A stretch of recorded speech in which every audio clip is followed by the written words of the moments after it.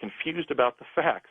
The teleportation project wasn't at LANL, the Los Alamos National Labs. It was at Sandia.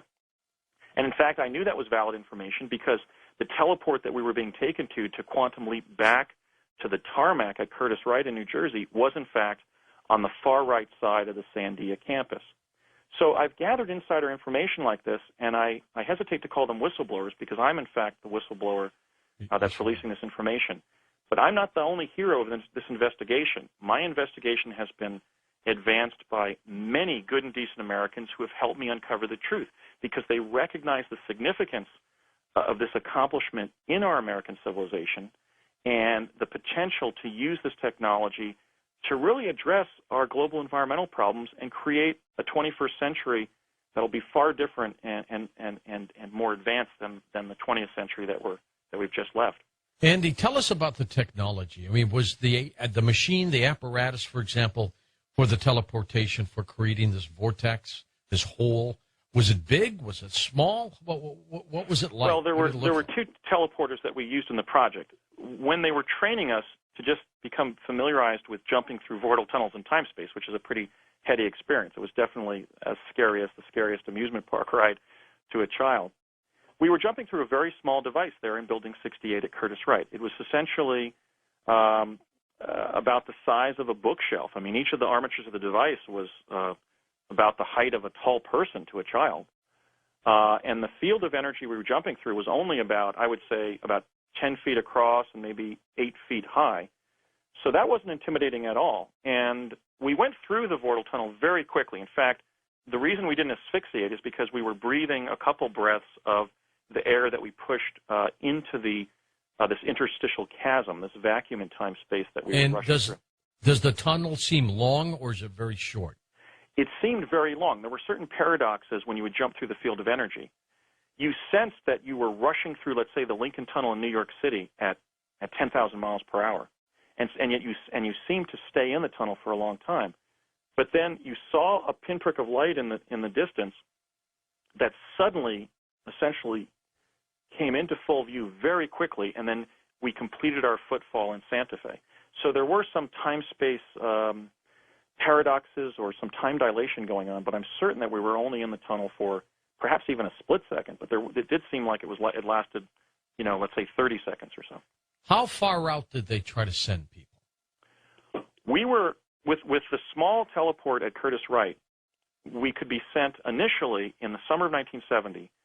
We noticed that they were keeping us in Santa Fe until nightfall, frequently taking us to dinner, let's say, to Howard Johnson's restaurant at 8 o'clock at night.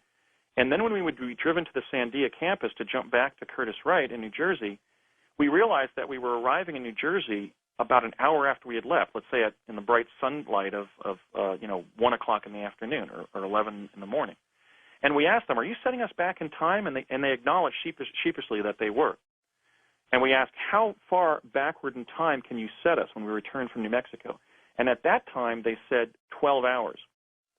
But during the 3 years that I principally served on Project Pegasus, from fall of 1969 as a third grader until the summer of 1972, the Tesla model that they had there at Curtis Wright was able to send somebody backward or forward in time about 2 years. Because one of the things the American people deserve to know, certainly because these devices were developed with their tax dollars, and this is a major, I think, implication of my story and the book, is that time travel technology enabled the U.S. government to win the Cold War. Because among the things they were doing was giving adult project principals like my father sensitive military plans right there at the teleport. One time we arrived at Curtis Wright, and there was a military attaché there who gave my dad a mailing tube. And when I asked him what's in the tube, he said, plans to some of our most sensitive weapons systems. And I said, what do you mean? And he said, schematics of intercontinental ballistic missiles. Now, that particular jump was undertaken in around November 15th of 1971. However, when we arrived in New Mexico and then delivered the plans at Los Alamos and then went down to Albuquerque to just sort of hang out with some of my dad's friends in Old Town Albuquerque, he called me over to the table there in one of the restaurants there and said, Andy, tell Connie. Connie Chavez is a principal in the story. She was an old friend of my father's in Albuquerque that he first met when he was in New Mexico flight testing the ramjet engine for Curtiss-Wright in the early 1950s. And he brought me over to the table where they were sitting and said, "Andy, tell Connie what year it is." And I said, "What year it is? What do you mean, Dad? It's 1971. And they practically fell off their tables, or off the table, off their chairs, because in fact, from their perspective, in the time-space location they were in, that we arrived in, it was the beginning of the summer of 1973.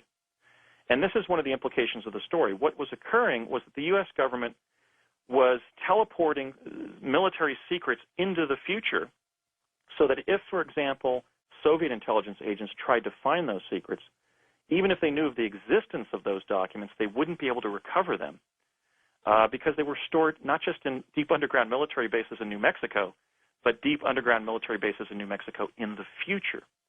The other thing that was being done with teleportation during these early years of time-space exploration by the U.S. government is they were having individuals, again, like my dad, the adult participants, teleport to New Mexico, spend several years there, and then teleport back to the day they left, and that enabled them to brief the executive branch on the intervening 2 years of future events. That's incredible. And where did they get the technology from, Andy? Was it ET? Did we develop it?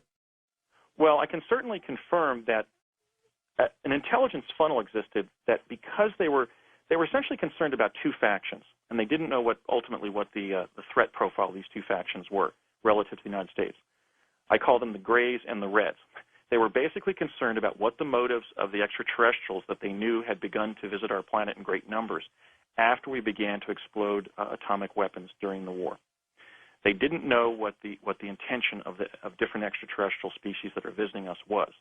They were also concerned, believe it or not, with a land invasion of the continental United States by the Soviet Army. So they were throwing everything into the defense technical funnel. Tesla's work, the work of, we're going to go into the work of these two Vatican musicologists, Ernetti and Gemelli, who developed a device called a chronovisor that actually renders images of past and future events as a hologram. So they were gathering foreign intelligence that had gone on in other countries. They were clearly reverse engineering extraterrestrial technology from crash saucer cases like the Roswell incident, and even deriving insights into different esoteric technologies from archaeological artifacts that had been collected for the last 100 or 150 years by the time these post-war projects were launched. Andy, there's been a story that we've been tracking for years here on Coast to Coast by a time traveler named John Teeter.